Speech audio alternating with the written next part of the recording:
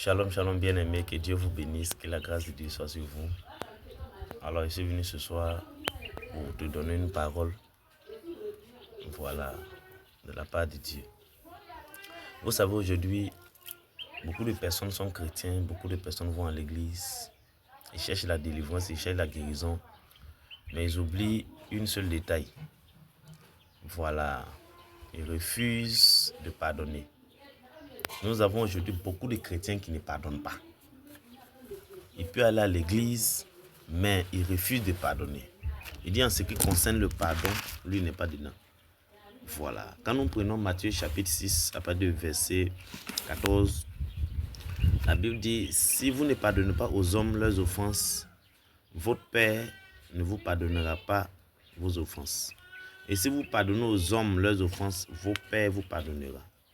Alors il est important de savoir que de la manière que tu pries pour demander pardon à Dieu pour tes péchés, quand tu commets une faute, tu demandes pardon à Dieu.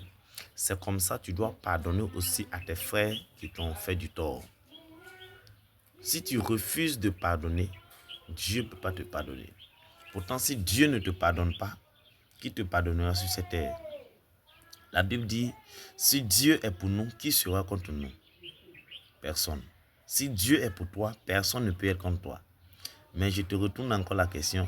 Si Dieu est contre toi, qui sera pour toi? Personne. Si Dieu est contre toi, personne ne sera pour toi. Donc alors, en tant que les enfants de Dieu, nous devons chercher pour que Dieu soit avec nous. Alors la Bible dit, pour que Dieu soit avec nous, il faut que nous pardonnons à notre frère. Si nous ne pardonnons pas à notre frère, Dieu ne peut pas être avec nous. Quel qu'en soit ce que nous faisons, c'est dangereux. Donc je suis venu juste pour te dire, tu as besoin de demander pardon et de pardonner à tous ceux qui t'ont offensé. Si tu n'as pas appris à pardonner, ça sera compliqué dans ta vie. Quelqu'un t'a fait du tort, quelqu'un t'a insulté, quelqu'un t'a parlé mal, quelqu'un t'a trahi, il faut le pardonner. Quelqu'un a fait des choses qui ne sont pas bien, il faut le pardonner. Il faut le pardonner.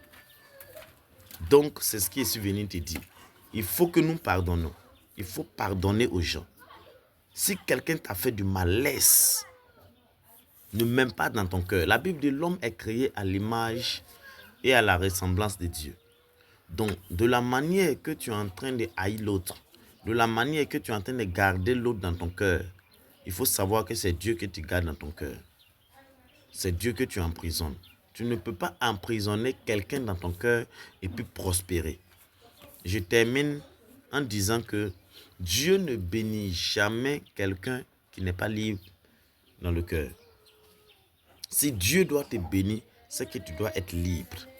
Donc, je t'invite à pardonner. Si tu quittes ici, va, appelle la personne qui t'a offensé, la personne que tu avais gardé rancune contre lui et demande le pardon. Même si tu as raison, demande le pardon et Dieu te bénira. Au nom de Jésus, shalom à vous.